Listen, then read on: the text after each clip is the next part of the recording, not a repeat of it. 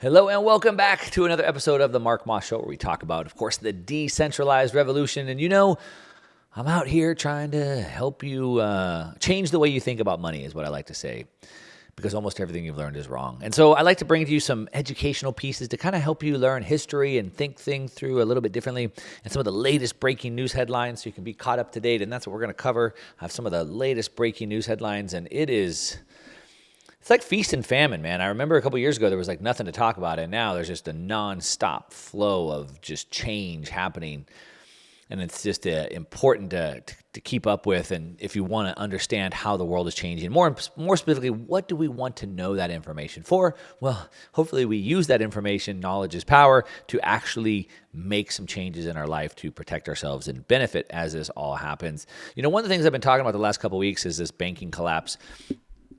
And it's a big deal. It's a real big deal for any number of reasons. The banking collapse is, as I'm saying, it's probably just getting started. We haven't even yet begun to see all the damages from the banking collapse.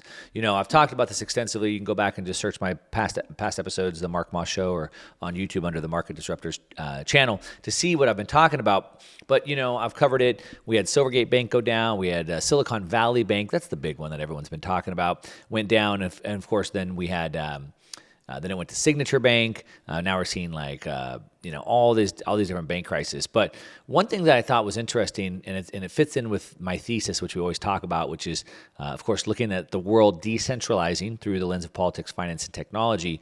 But we talked about how it was technology, of course, that always changes the world the most. And these banks, they're old institutions, and they haven't really caught up with the change in technology. And so one of those is that today, I could post something on Twitter or Instagram or Facebook or whatever, and it can go to millions of people. And then those same people could pull out their phone, open their app for the banking app, and click a button and move all their money out of the bank, which is what happened.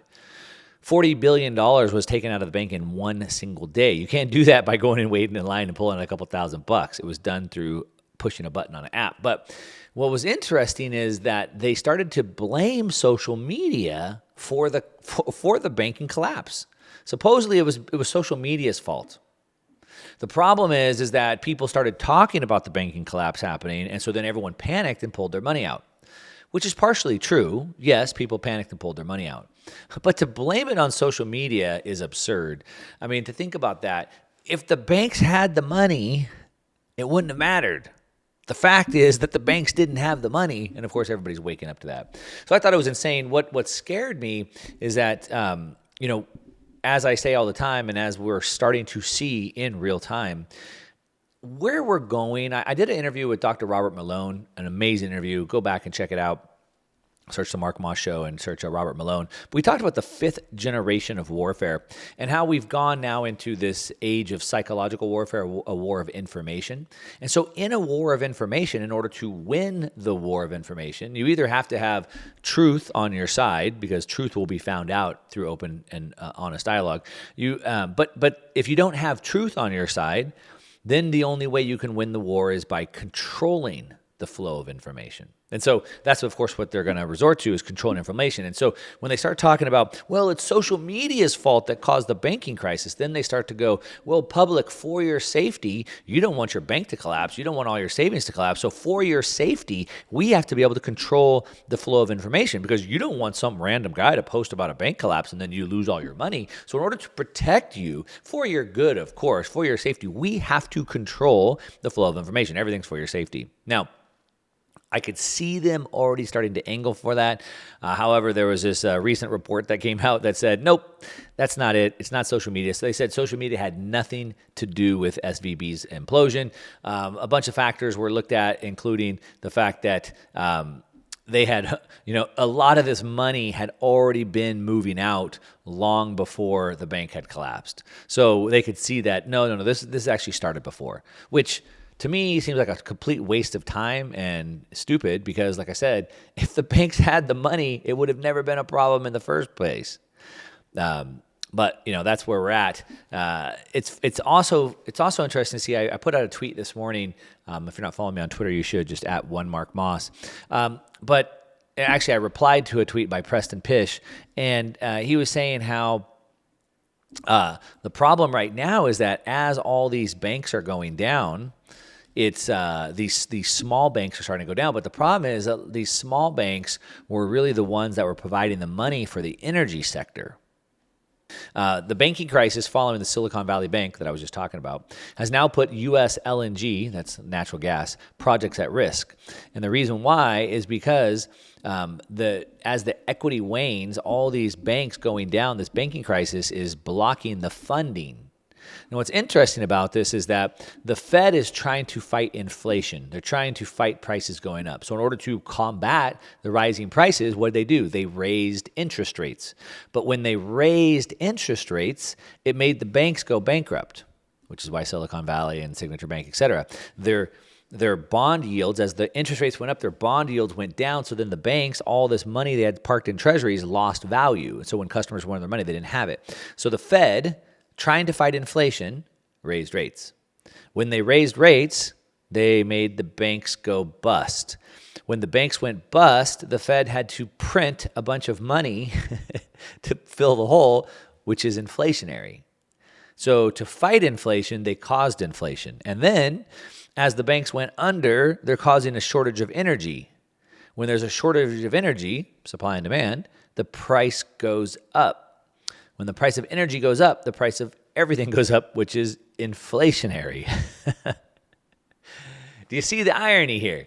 They're trying to fight inflation by raising rates, but all they did was cause more inflation. It's sort of like you can't push a single button or a single lever in a complex system.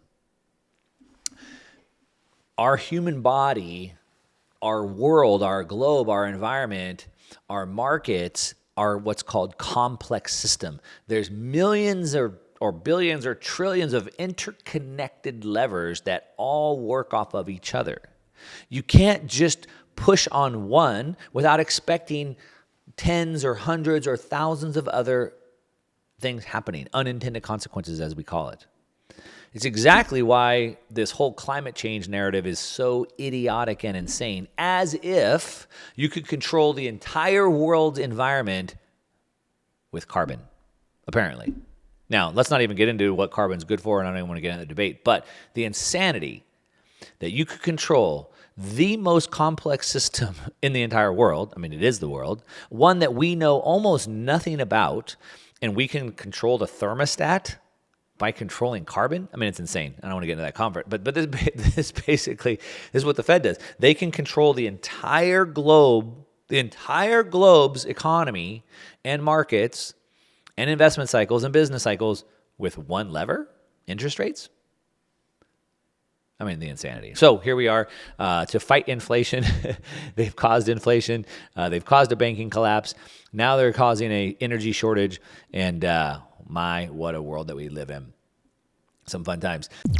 It's always technology that changes the world. And the technology that's changing the world more than anything right now has been Bitcoin and the decentralized ledger.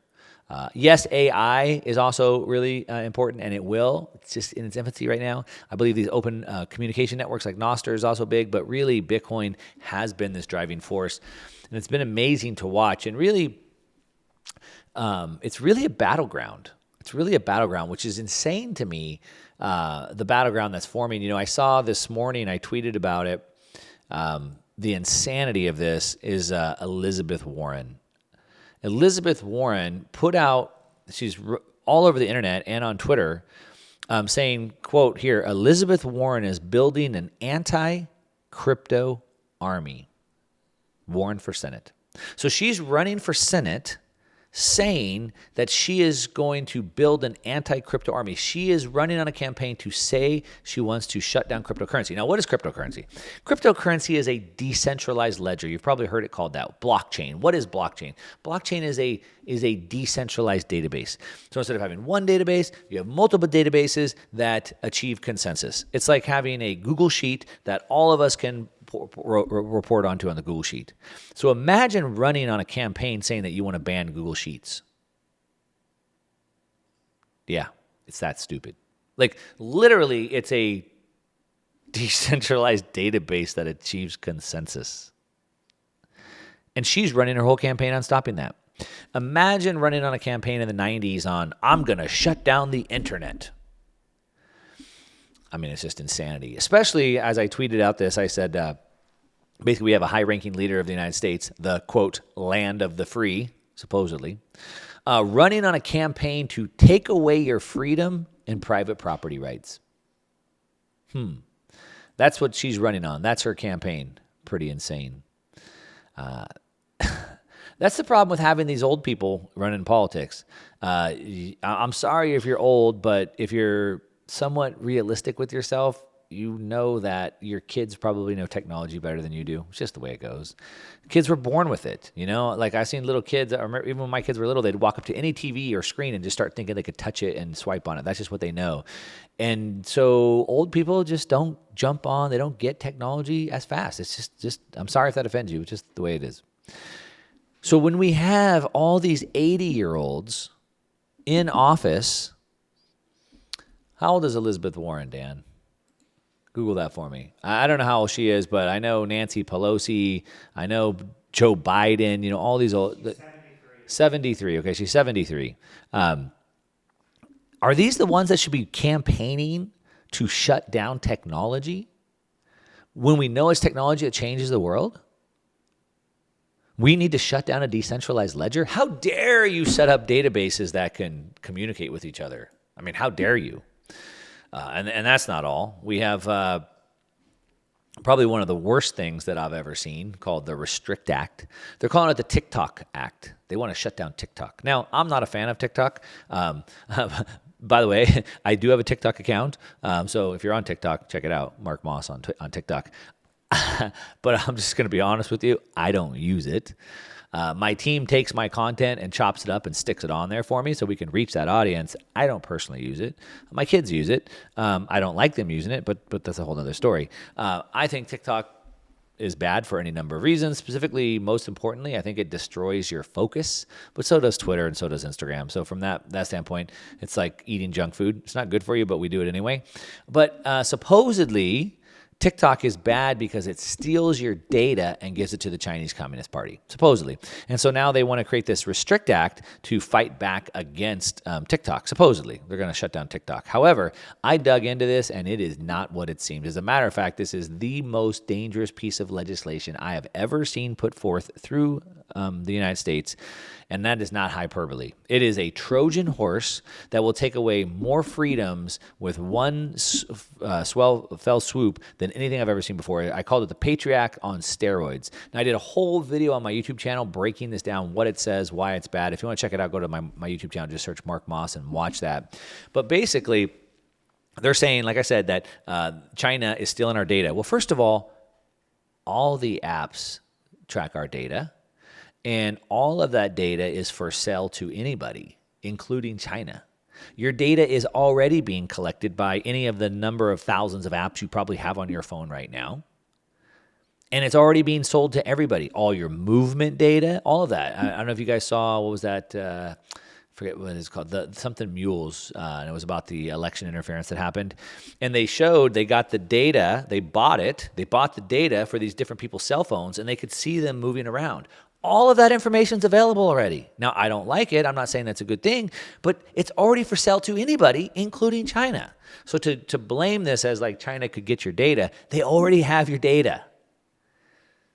It's a ridiculous Trojan horse that they're trying to call. But basically, what they're trying to do, is they want to make it where the government has 100% power, and not just the government, as in like the government we vote in. Unelected leaders inside the government will have full authority and immunity to do whatever they want to you with no due process. They could say, you violated this. There's no due process, which means that you would go to court and have a fair trial. You get none of that. You're automatically found guilty. You get imprisoned for 20 years. You're fined $1 million, and all of your property is taken away. All of it. Sounds like something you might hear in like North Korea. So somebody that's not elected just unilaterally could decide that you're a bad actor, could seize all your property, put you in prison for 20 years, fine you $1 million, and no due process? That's not America. Come on. That's not America. This is the most ridiculous bill that I've ever heard of. I don't want to say it's ridiculous. It's the most dangerous. And the reason why it's dangerous is because the reason why they want this is exactly what you think they want it for, to shut you up. As I've kind of said, if we're in a war of information, then the way that you win the war is by controlling the flow of information. As I've been talking about last week, I did a whole episode on these open monetary and open communication protocols. These are outside the hands of the government. They cannot be stopped. So since they can't shut them down, since they can't control them, since there's no longer, we obviously with the Twitter files, we saw how the FBI and the Biden administration directly was telling Twitter what to censor. Well, as we move to these decentralized protocols, they can't do that. There's no CEO to squeeze. There's no way to control it. So they pass a bill like this, which says, great, we can't control it, so here's what we're going to do. If we catch you using it, we're going to put you in prison for 20 years, we're going to fine you $1 million and take away all your property. That's what we'll do. Since we can't control it, if we just catch you, we'll just kill you. How about that? How you like that? Well, I don't like it, which is why I don't live in North Korea. I don't like it, which is why I live in the United States of America. I mean, this can't stand. If you want a full breakdown of this, like I said, go to my YouTube channel, Mark Moss, and watch that video I just put up on that, and you can understand there's some serious calls to action. It's time to stop being the silent majority. It's time to start being a noisy majority. And unfortunately, yes, you have to deal with politics. Yes, you need to call your leaders, your politicians, your senators, your congressmen, and you need to tell them that you vehemently oppose this. Not in the America that you live in. Not the America that my father and my grandfather fought and shed blood and tears for. Now, I made a lot of noise, potentially a lot of people that didn't like me. When I started talking about, after the FTX collapse happened, I did a bunch of videos on that. And I made a case that there would not be another crypto bull run because of the regulations. Well, I said that there won't be another crypto bull run. I wasn't talking about Bitcoin. Bitcoin's going to go parabolic. I'm talking about crypto. And I said there won't be another crypto bull run. Of course, all these crypto advocates did not like that. They all wanted to challenge me. They wanted me to come on for debates on Twitter, which I did. I went on a bunch of shows. I talked about it a bunch. And the reason why I said that was going to happen is because I said that the SEC, whatever you want to call it, the CFTC, the government, the regulators were going to come out so hard and so heavy-handed that they were going to try to shut this crypto industry down. And I said that was going to happen. People said, Mark, you don't understand. Even if that does happen, it's going to go overseas. The U.S. is just going to force it overseas. The U.S. will lose its place as a technology leader. I said, yes, it could go to overseas, but the U.S. will still have jurisdiction even overseas. And if they go to some small little jurisdiction where the U.S. doesn't, then no money can flow there. Okay, so that was my crystal ball reading, if you will. And turns out my crystal ball works pretty dang good. Yes, I have called lots of things. 2.5 years ago, I made a video saying warning an energy crisis coming to the world. I talked about when the Fed was saying inflation wasn't a problem. I talked about how inflation was going to be a big problem. I kind of called the Bitcoin bottom on that. We'll see if that holds. And yes, I'm right about this again. And we see it. So let's see. It's just going to go overseas, right? Well, you might be aware, if you're not, then you are now, that Binance, which is the largest cryptocurrency exchange in the world, was bigger than FTX. And it is not a U.S. company. They do have Binance International. Now they have Binance U.S., which is a U.S. division. Now Binance is under suit from the CFTC, Commodities Futures Exchange, but also potentially even from the Department of Justice. Now, the reports are that Binance hid extensive links to China. Remember when Russia was the bad guy? Russia. Well, they still are. Now it's China again. So supposedly Binance hid extensive links to China for years. How dare they? Well, they were a foreign country. They're a foreign company. They're not an American company. It doesn't matter. The long arm of the United States government doesn't care about borders. They're coming after that. And they're saying that the Binance CEO, Zhao Su, they call him CZ, had willful evasion of U.S. laws. He sold unregistered crypto derivative projects. And so they're coming after him, not just trying to sue him into oblivion for violating commodities rules and laws, but like I said, even with criminal penalties. Now, there's some interesting pieces in here to talk about. I think Coinbase's chief legal officer said that there's a lot to unpack in this case. And some of this is like the SEC is the Securities and Exchange Commission. Are cryptocurrencies considered securities? Well, apparently the CFTC, which handles commodities, thinks they're not securities, thinks they're commodities. So now we have the CFTC, which pursues commodity crimes, or I should say, I probably shouldn't use the word crimes, commodity infringements or whatever. The CFTC is making a case that these are commodities and we're going to come and regulate you for that, or we're going to punish you for that. But the SEC is over here going, wait a minute, but these are securities. And so we're going to witness this play out. It should be pretty interesting. The SEC and the CFTC are now two government regulatory bodies are going to try to fight each other for who has jurisdiction over this. But beyond that sideshow, the important thing to think about here is that, to the point I made, and I'm correct, the U.S. government, the regulators are going to come for crypto and shut it down, and they're certainly trying to do that. To everybody's argument to that, oh, but they're just going to go overseas. Well, that's certainly not helping Binance. Going overseas hasn't helped them one bit. As a matter of fact, it looks like it's actually penalizing them in the fact that, like I said, they're saying that now Binance has hid extensive links to China. So having the fact that they have ties into another country is actually working against them and not helping them. Interesting turn of events. Now, I've been talking about, I made a video on my main YouTube channel, Mark Moss, talking about this choke point 2.0. Choke point, the original choke point was under the Obama administration. They weaponized the banking system. They weaponized the IRS against the oppositional political party. At the time, it was against what they considered Tea Party, which was conservative movements. Lois Lerner, the IRS, was forced to step down in disgrace and admit that they had unfairly targeted political opposition. And they shut off access to banking to legal businesses, legally recognized businesses in the U.S., but that didn't matter. They still shut them down. And that was choke point. Now we have kind of this choke point 2.0, where it looks like they're starting to choke off access to cryptocurrencies. That's part of these banks that have been taken down. I talked about Silvergate Bank, then it was Silicon Valley Bank, SVB, then it was Signature Bank. And what all three of those have in common is that they were all crypto-friendly banks. So it looks like there's this choke point 2.0. They're trying to take down exchanges like Binance. They're trying to take down the banks that control them. They're coming after crypto. Yell it from the mountaintop. But remember what I said. Crypto as a category will not see another bull run, but Bitcoin will.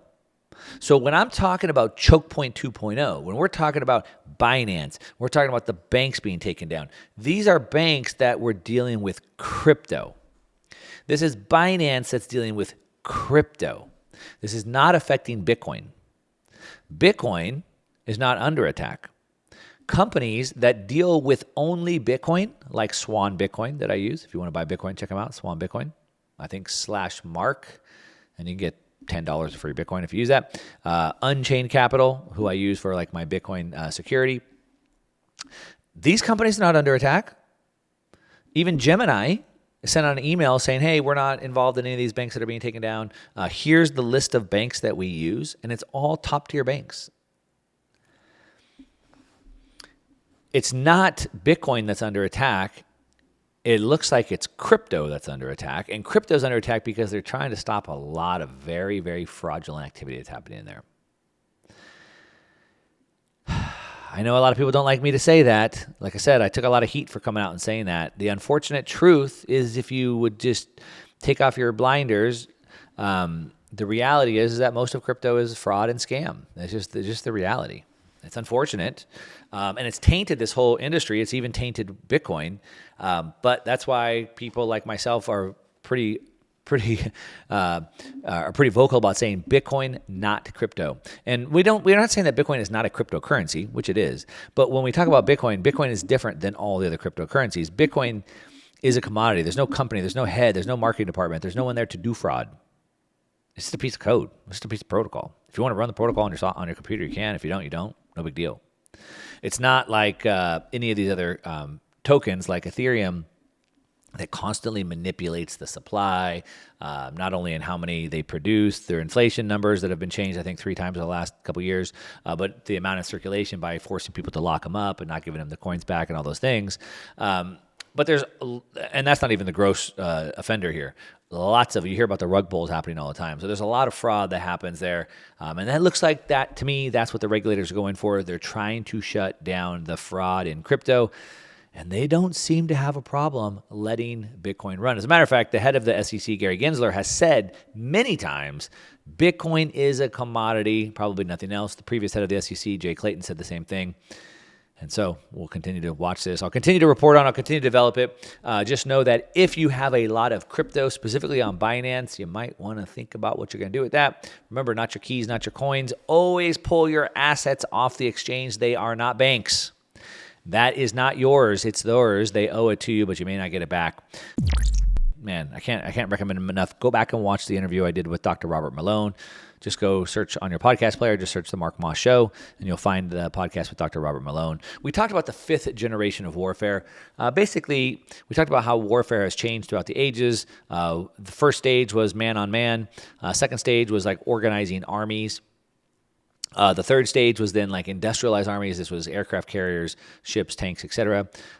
Fourth generation of warfare really probably started in Vietnam, and it started with like guerrilla warfare. So little guerrilla wars would come out and attack, and they'd retreat, and they'd kind of come from everywhere. It's hard to find. That then led into like terrorism as we know it.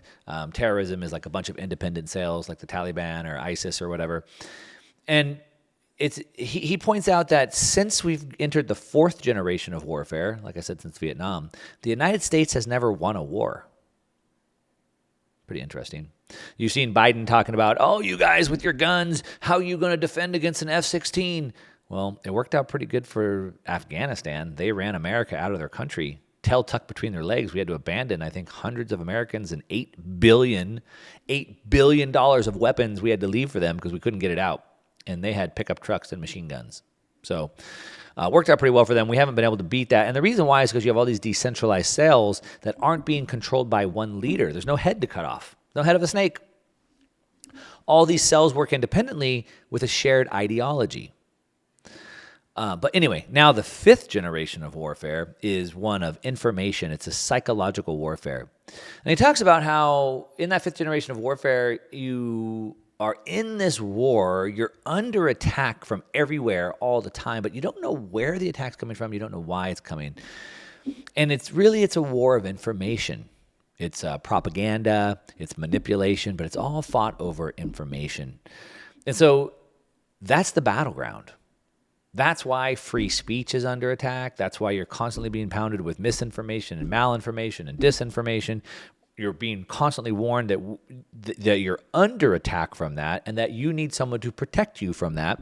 And so, of course, the government should be the one to protect you from all that misinformation and malinformation. Of course, we continue to find out over and over and over and over that it's actually the government that's the one spreading the misinformation, malinformation, disinformation. We see it all the time, over and over and over. It's always the government that does it, but of course they're telling us that we can do it. Now, I talked about a little while ago, talking about this Restrict Act that's being put forth.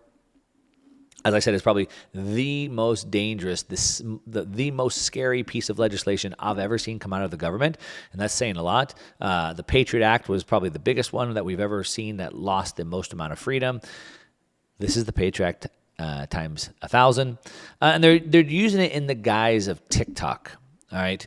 Like I said, I've already kind of covered it. I'm not going to go super deep into it. If you want to get a full detail of what's going on with that, check out my main YouTube channel, Mark Moss, and check that out.